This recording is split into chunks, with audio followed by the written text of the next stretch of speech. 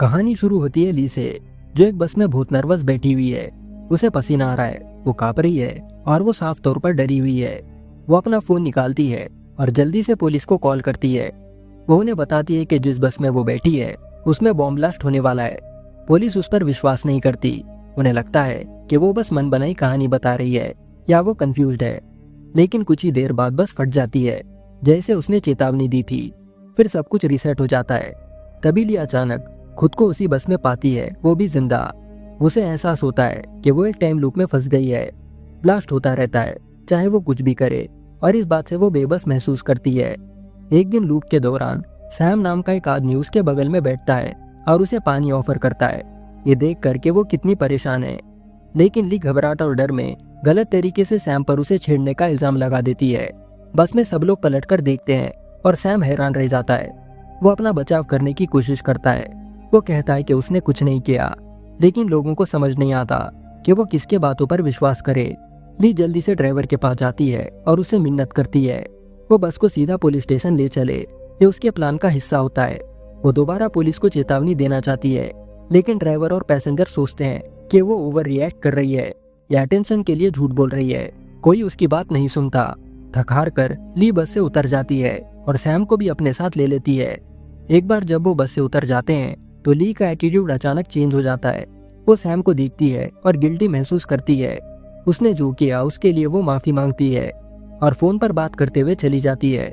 Sam ये सब देखकर शॉक हो जाता है और सोचता है कि वो मानसिक रूप से बीमार होगी। आगे वो एक टैक्सी बुक करता है और काम के लिए निकल जाता है। जब उसकी टैक्सी उसी बस का पीछा करती है, ली अपने पीछे एक तेज धमाका सुनती है। वो पलट कर देखती है और पाती है कि बस फिर से फट चुकी है। उसी पल एक स्कूटर उसे टकरा जाता है और वो बेहोश हो जाती है। जब ली की आंख खुलती है तो वो एक हॉस्पिटल में होती है। उसके सर में दर्द हो रहा है और सब कुछ धुंधला लग रहा है। फिर वो सैम को एक स्ट्रेचर पर लाते हुए देखती है। वो ब्लास्ट की वजह से बुरी तरह से घायल हो चुका था। ये देख कर ली काफी दुखी महसूस करती है। अब ये कहानी एक नया मोड़ लेती है जब हमें चैन नाम के एक पुलिस ऑफिसर को दिखाया जाता है, जिसे एक केस सौंपा गया था। वो ब्लास्ट के दिन के सीसीटीवी फुटेज को ध्यान से चेक करता है। रिकॉर्डिंग्स चेक करते समय उसे कुछ अजीब दिखाई देता है। बस नंबर 45 पर धमाका होने से ठीक पहले ली नाम की एक लड़की और सैम नाम का एक नौजवान एक साथ बस से उतर रहे थे। ये चैन का ध्यान खींचता है और वो ली को ढूंढकर सवाल जवाब करने का फैसला करता है। जब चैन आखिर में ली से मिलता है तो वो उससे पूछता है कि क्या हुआ था। शुरू में ली नर्वस लगती है, लेकिन फिर वो खुलकर बात करना शुरू करती है। वो चैन को बताती है कि उस सुबह एक बुक स्टोर जाने के लिए वो बस में चढ़ी थी। वो सैम नाम के एक लड़के के बगल में बैठी थी। फिर थोड़ी देर बाद उसे अचानक बहुत ज्यादा नींद आने लगी और वो जल्दी से सो गई। जब ली की आंख खुली तो कुछ अजीब सा महसूस हुआ। जैसे ही उसने आंखें खोली उसे पास में एक रिंगटोन बजता हुआ सुनाई दिया और फिर बूम, उस बस में एक बड़ा धमाका हुआ। बस के सभी लोग मारे जाते हैं, ली खुद भी। लेकिन हैरानी की बात यह है कि अगली चीज जो उसे याद आती है वो ये है कि उसने आंखें खोली और खुद को उसी बस में वापस जिंदा पाया, ठीक पहले की तरह। ये सुनकर वो गहराई से डर जाती है। उसके आसपास के लोग पूरी तरह से नॉर्मल बिहेव कर रहे थे, जैसे कुछ हुआ ही ना हो। किसी को भी उस ब्लास्ट के बारे में याद नहीं था। पहले उसने सोचा कि वो सपना देख रही है, लेकिन फिर ये दोबारा हुआ। उसने वही रिंगटोन सुनी और बस फिर से फट गई। बाद में वो सब कुछ शुरू होने से ठीक पहले जाग गई। ये सब 2 या 3 बार होने के बाद ली आखिरकार समझ गई कि वो एक टाइम लूप में फंस चुकी है। चाहे वो कुछ भी करे, बस हमेशा फट जाती और उसे शुरुआत में वापस भेज देती। उसने कई बार दूसरे पैसेंजर्स और यहाँ तक के बस ड्राइवर को भी बताने की कोशिश की कि बस उड़ने वाली है, लेकिन किसी ने भी उसके बात पर विश्वास नहीं किया। उन्हें लगा कि वो कल्पना कर रही है और हर बार वो बस ठीक पहले की तरह फट जाती। आखिर में ली ने एक बहुत जरूरी बात नोटिस की। हर एक लूप में धमाका होने से ठीक पहले एक आदमी एक स्कूटर पर अचानक बस के सामने आ जाता। ड्राइवर उसे टकराने से बचने के लिए एक ऑयल टैंकर से टकरा जाता और उस टक्कर से धमाका होता। तो एक लूप में ली ने एक प्लान बनाया।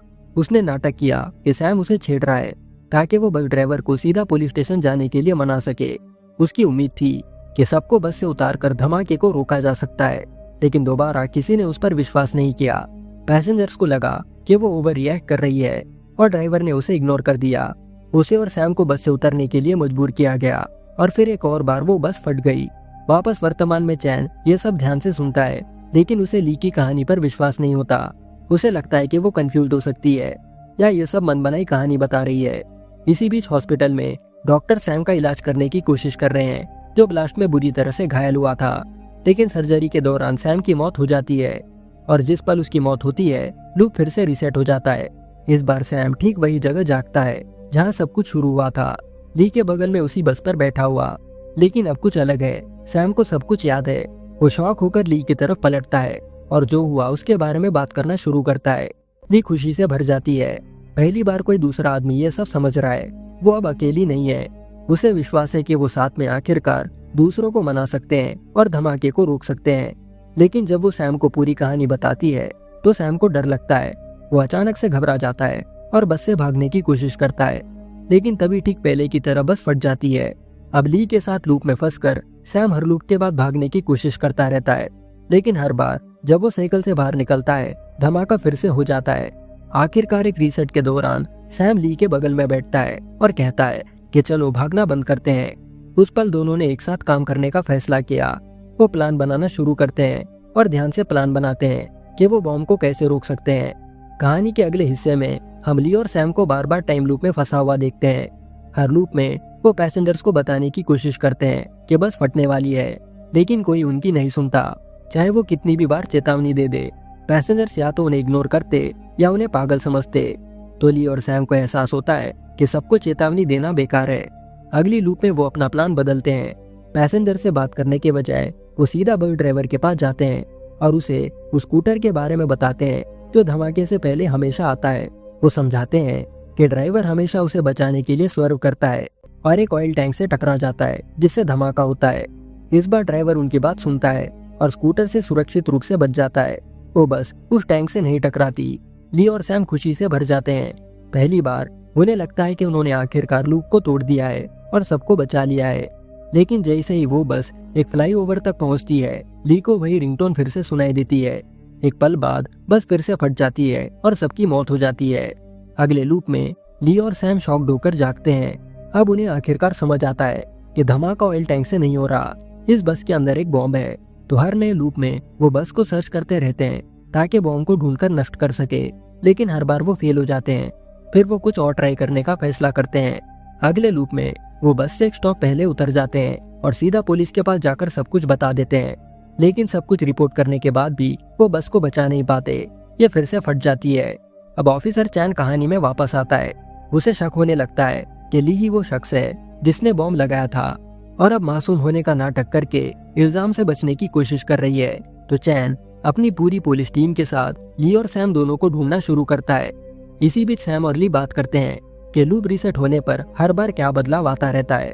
डिटेल्स को ध्यान से देखने के बाद उन्हें एहसास होता है कि हर लूप के साथ उन्हें 1 मिनट पहले वापस भेजा जा रहा है। इसका मतलब है कि उन्हें हर रीसेट के साथ धीरे धीरे ज्यादा टाइम मिल रहा है। यह उनका मौका हो सकता है कि बॉम्ब को फटने से पहले रोक सके। लेकिन जब वो ये सब डिस्कस कर रहे होते हैं पुलिस आकर उन दोनों को अरेस्ट कर लेती है। सैम ऑफिसर्स को सब कुछ समझाना चाहता है, लेकिन ली जानती है कि वो लोग विश्वास नहीं करेंगे। उसने ये पहले भी ट्राई किया था। सैम हालांकि नहीं सुनता और बात करने पर जोर देता है। पुलिस स्टेशन में चैन और दूसरे लोग उनके बैकग्राउंड्स की जांच करना शुरू करते हैं। उन्हें पता चलता है कि ली सिर्फ एक कॉलेज स्टूडेंट है और सैम एक प्राइवेट कंपनी के लिए काम करता है, लेकिन उनकी कहानी भरोसा करने लायक नहीं थी। पुलिस को लगने लगा था कि शायद ये दोनों सच में बॉम्बिंग में शामिल है। अब पुलिस सैम और ली दोनों की ज्यादा करीब से जांच करना शुरू करती है। अब कहानी एक और मोड़ लेती है। ली इंट्रोगेशन रूम में ही सो जाती है।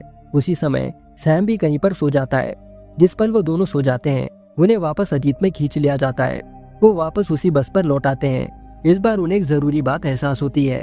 लूप तभी दोबारा शुरू होता है जब वो सो जाते हैं, तब नहीं जब वो धमाके में मरते हैं। इसका मतलब ये है कि अगर वो जानबूझकर लूप रीसेट करना चाहते हैं तो उन्हें बस सोना होगा। वो ये भी समझ जाते हैं कि इन भयानक घटनाओं को रोकने के लिए उन्हें जल्द से जल्द बॉम्ब को ढूंढकर डिसेबल करना होगा। वो सोचने लगते हैं कि शायद किसी ने लूप शुरू होने से पहले ही बस में बॉम्ब रख दिया। लेकिन वर्तमान समय में जब भी ली लोगों को बॉम्ब के बारे में बताने की कोशिश करता वो उम्मीद से पहले ही फट जाता।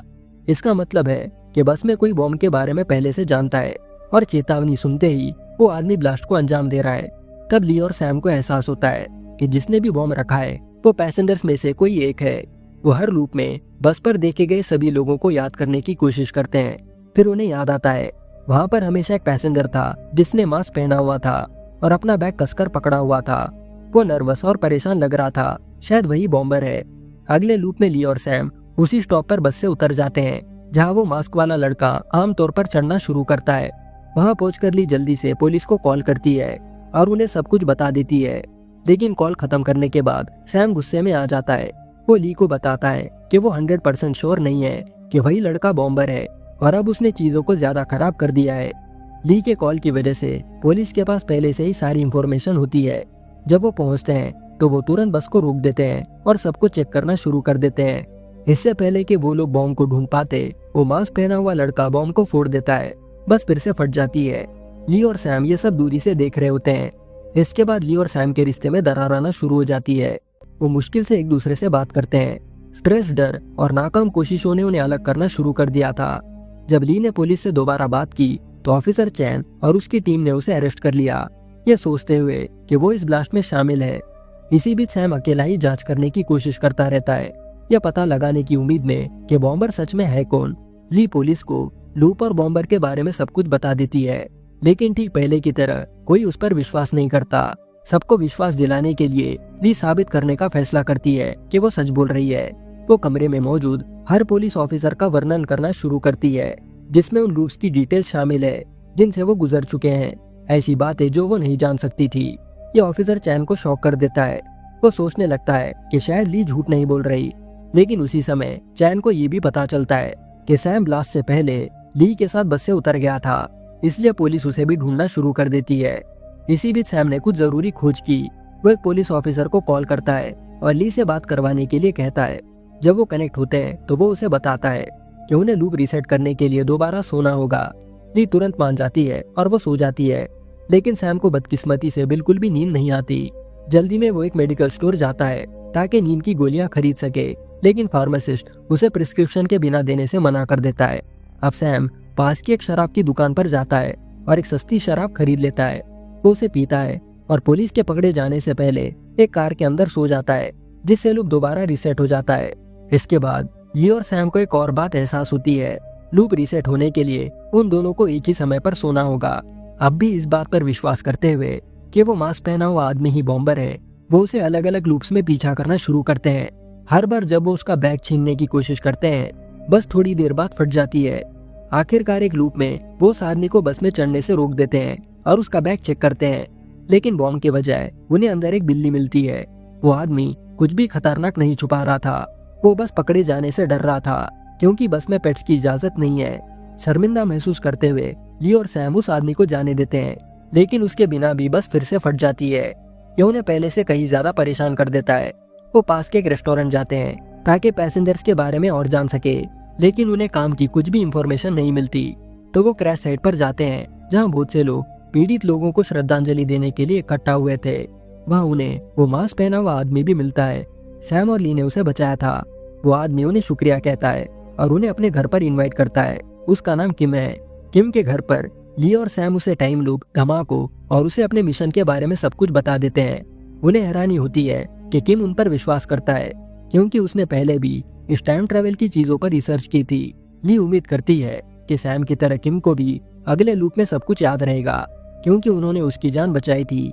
वो तीनों बस धमाके को रोकने के लिए साथ में काम करने का फैसला करते हैं।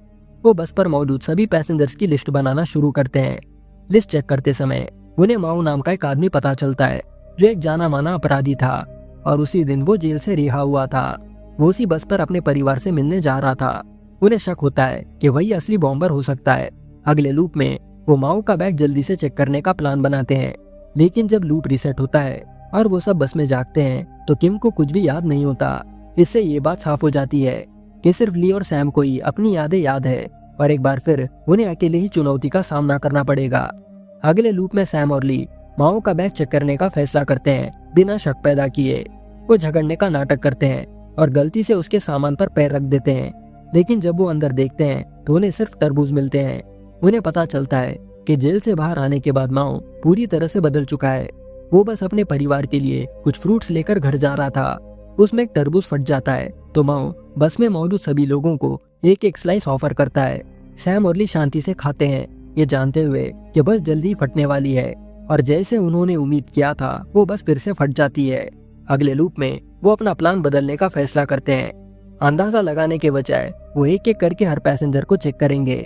जब तक कि असली बॉम्बर नहीं मिल जाता।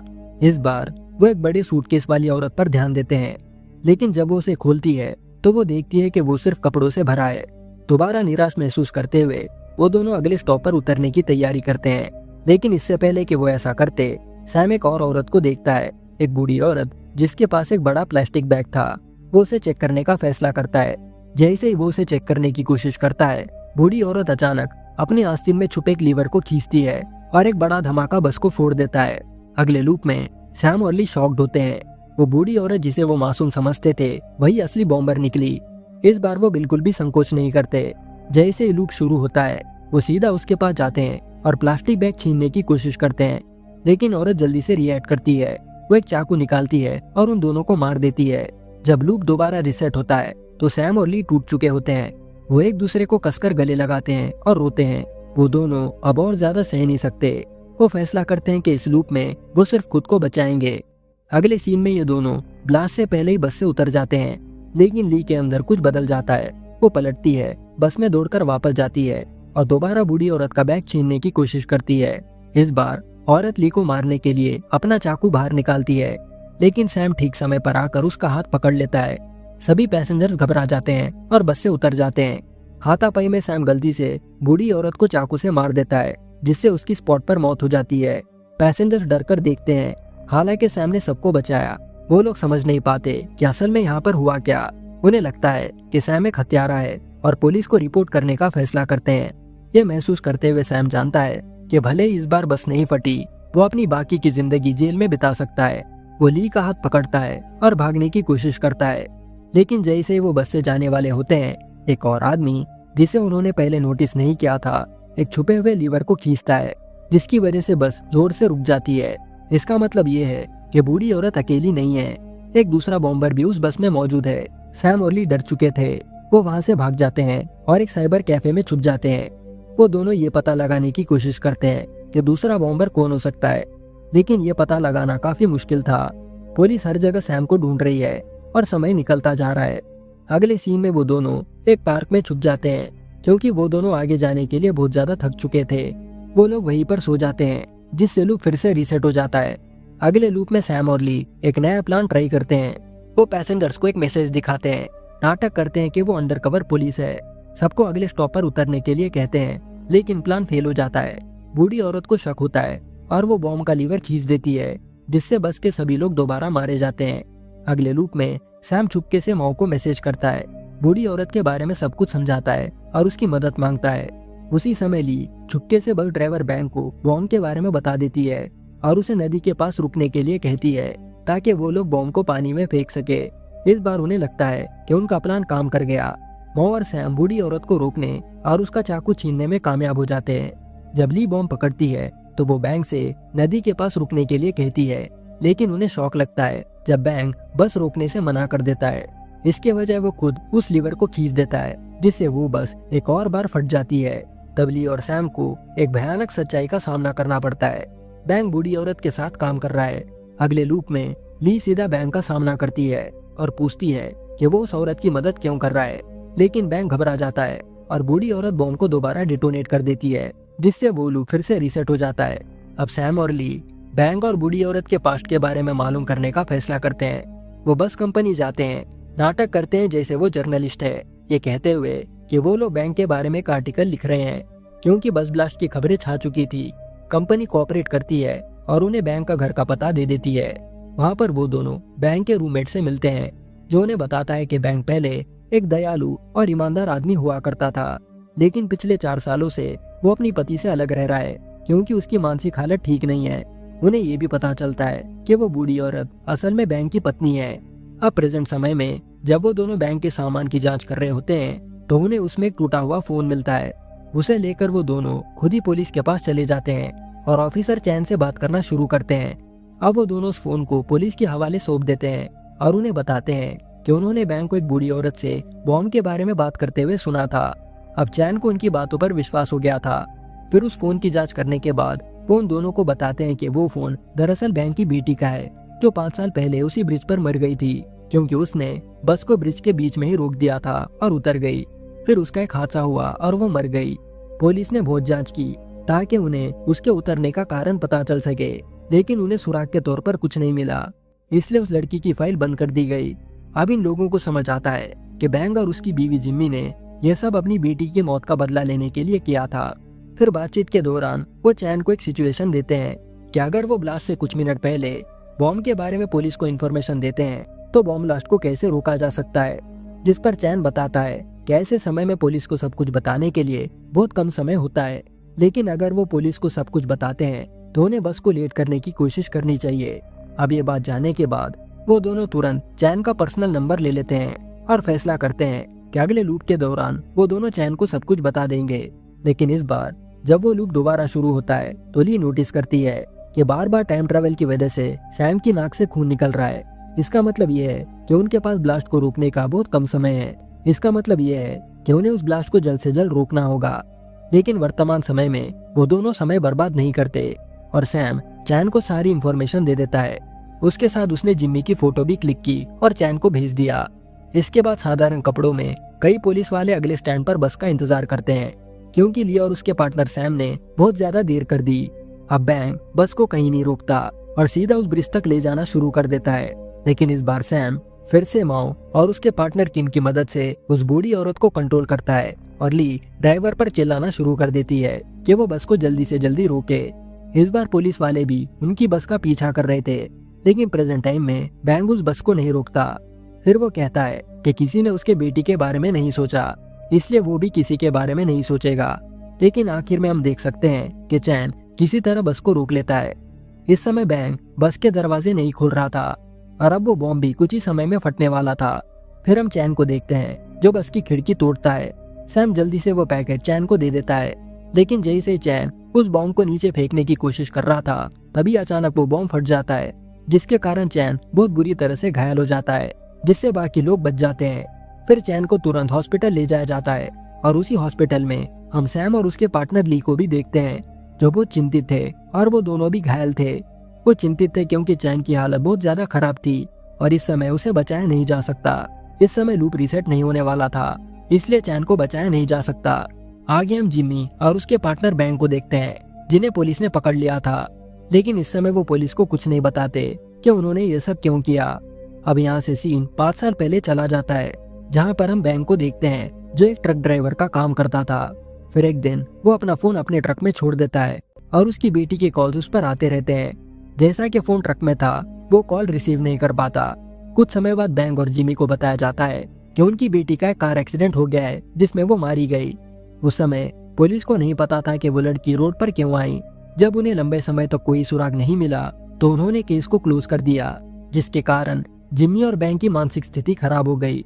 फिर कुछ समय बाद उन दोनों के हाथ में एक वीडियो लगता है, जिसमें हम एक आदमी को देख सकते हैं जो उनकी बेटी को बहुत ज्यादा परेशान कर रहा था और इसीलिए वो लड़की उस दिन उस ब्रिज के बीच में बस से उतर गई ताकि वो उस आदमी से बच सके। उस समय किसी ने उनकी बेटी की मदद नहीं की। तब इन लोगों ने फैसला किया कि वो उसी कंपनी में काम करेंगे जिनकी वो बस थी, और उन्होंने ये सब इसलिए किया ताकि वो बस कंपनी का नाम खराब कर सके और साथ ही दूसरों से अपनी बेटी की जिंदगी का बदला ले सके। वही प्रेजेंट टाइम में सैम और ली बैंग और जिम्मी की बेटी के बारे में सच ढूंढ रहे थे।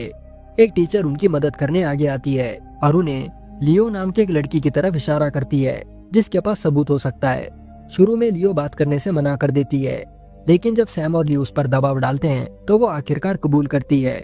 वो बताती है कि एक आदमी बस पर बैंग की बेटी को परेशान कर रहा था, उसे छूने की कोशिश कर रहा था, इसलिए वो लड़की ब्रिज के बीच में उतर गई। लियो ने छुपके से उस आदमी को रिकॉर्ड कर लिया था, लेकिन डर की वजह से उसकी माँ ने उसे चेतावनी दी कि वो आदमी अगला टारगेट उसे बनाएगा, इसलिए उसने ये वीडियो छुपा दिया। अब वो इसे सैम और ली को सौंप देती है। वीडियो आखिरकार उनके हाथों में आ जाता है। वो समझ जाते हैं कि बैंग और जिम्मी की बेटी बस से क्यों उतरी थी।